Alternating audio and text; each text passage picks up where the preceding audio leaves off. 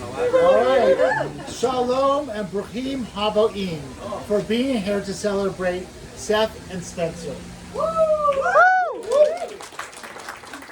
They have invited you to share in this day, their wedding day, because each of you are an important part of their lives.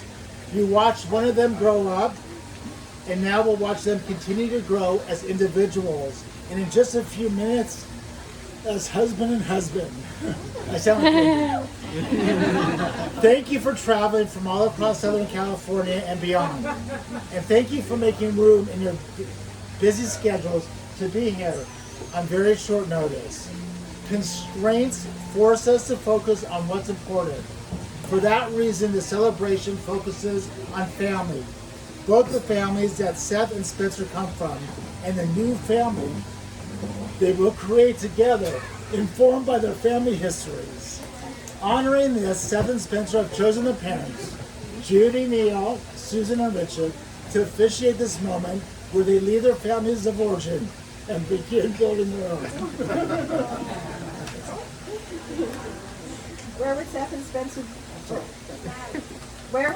Spencer be without their loved ones who are no longer with us? When we get into the ceremony, we acknowledge the following family members who were instrumental in the development and whose memories Seth and Spencer bring with them into their marriage, represented by their photographs. Seth's grandparents, Arnold and Dorothy Lear, and Howard and Leona Shamban. Seth's uncle, Steve Shamban. Spencer's grandparents, Eunice, Frida, and Sam, and Spencer's uncle, Bill.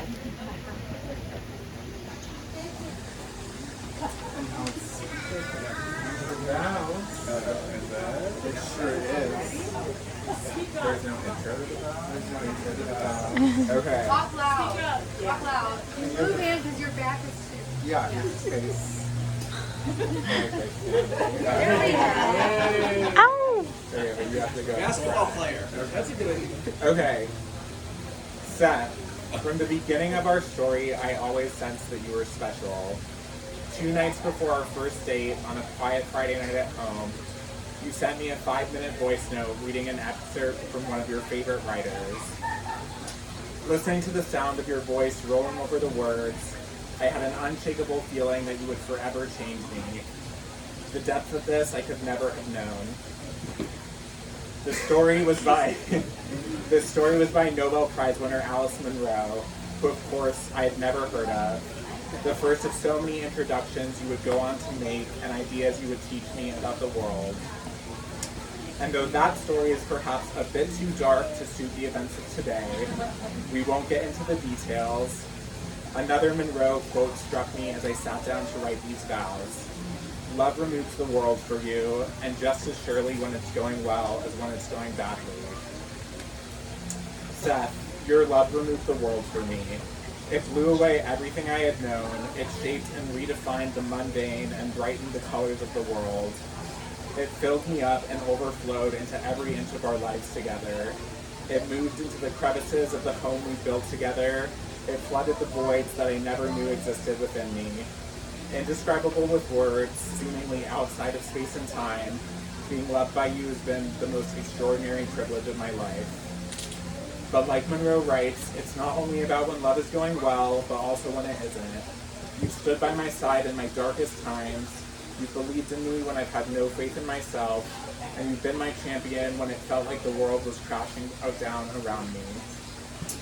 So it seems that right now, standing in the restaurant where we had our first fight nearly 4 years ago, and in front of our families and loved ones, I make some promises to try and repay you for the wonder you've given me these last 4 years. I promise to be by your side no matter where your journey takes you, to be there through thick and thin. I promise to be the wind in your sails when life leaves you feeling depleted. I promise to be your cheerleader when you need inspiration, your confidant when you have a secret to offload, your jester when you need a laugh. Also, when you don't need a laugh. And also, probably when you're trying to be really serious. Basically, I promise to always be a pest. I promise to listen and to learn and to have an open heart and an open mind. I promise to try and not just be the partner you need, but the partner you deserve. To love you for your strengths and your faults. I promise to try to put the us before the me, to be patient and kind, and to remember that there are no winners in a fight, no sides in a relationship. I promise to love you more fiercely every day, and I promise that, should I forget any of these, I will go back and listen to that original voice note, which I still keep on my phone. Most of all, I promise to be yours.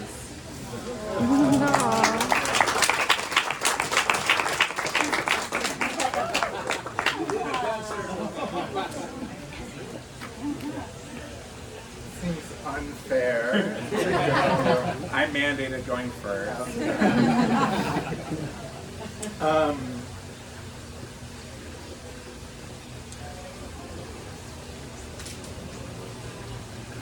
I really struggled to write my vows because it is a many-sided thing. It's a way to communicate to you and our loved ones why I love you. A way to tell you how you have changed me.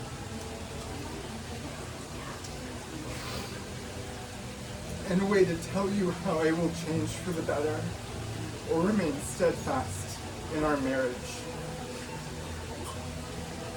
But I struggled because there's not a story whose appeal can survive synopsis. What then can I do if I cannot replay all 1,461 days that we have been together on this, the first day of our 5th year? So in classic me fashion, I decided that I would break this down into 2 parts. Facts and promises. Fact 1.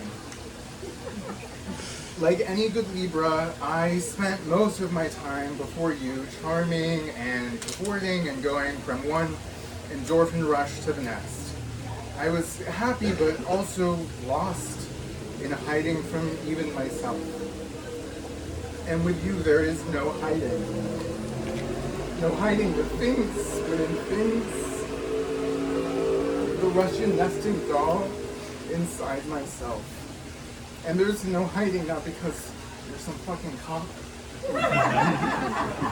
keeping me in a cell, but because you've shown me how not to run, how to look and accept without fear or rejection or abandonment. Fact number 2, you've changed my purpose. I used to be a one-man band, blowing in the wind, and now we are my purpose. To protect us, provide for us, support us, whatever it takes. I know this was true when in a fit of working Chinese hours, while you were unemployed, I called my old boss and I said, I need a job. Because I don't know how much longer I can work Chinese hours, and one of us needs an income. Fact number 3. As much as I love my alone time, I hate leaving you. In April, I had to leave you for the first time in 9 months. I had a panic attack and almost canceled, but trudged on. To be honest, I was scared about not making it home. And that Wednesday when I was in New York, you sent me a picture of Oscar on your chair in your office, and I cried for 2 hours, through at least 3 meetings, based on my calendar. One of my coworkers that I met with during that fit of crying told me over Zoom, that's how you know you have something good at home. And every business trip since, I feel a little bit of that fear and hope we have as much time together as the female god allows. So those are the facts, and I rest my case, and I will move on to my promises. I promise to listen with curiosity and not judgment, even though I'm always already right. I promise to never make you eat soggy food. I promise to use the sleep timer correctly on the TV. I promise to try and work less and care a little bit less about my work. I promise to not sleep in the guest room if I go to bed a few hours after dinner. I promise to let you eat sushi at least once a week. I promise to never love Oscar more than you. And I promise to tell you I love you and choose you every day.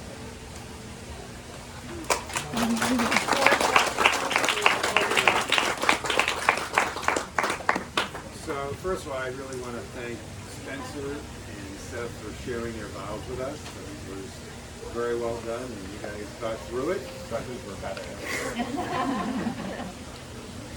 I'm not allowed to say. Okay. As the ceremony nears its end, the marriage of Seth and Spencer nears its beginning. As you, Seth, place this ring on Spencer's finger, please repeat after me. I give you this ring. I gave you this ring As a symbol of my commitment as to a you symbol of my commitment to you and to our partnership in life. and to our partnership in life. As it encircles your finger, As it encircles your finger, may it also remind you may it also remind you that you are always surrounded by my love. that you are always surrounded by my love. Okay, now as you, Spencer,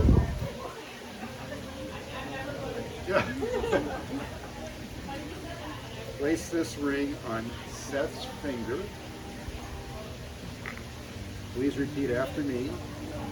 I give you this ring I give you this ring as a symbol of my commitment to you as a symbol of my commitment to you and to our partnership in life.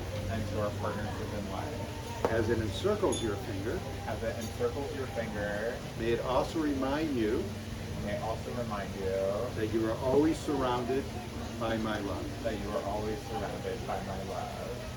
It is my absolute privilege to now pronounce you husband and husband, and you may now celebrate your marriage with a kiss.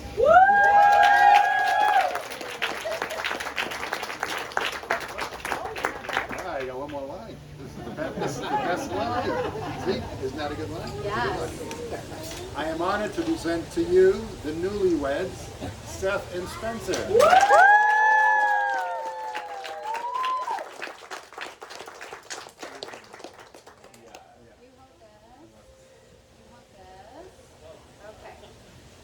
In Jewish tradition, a glass is broken at the wedding.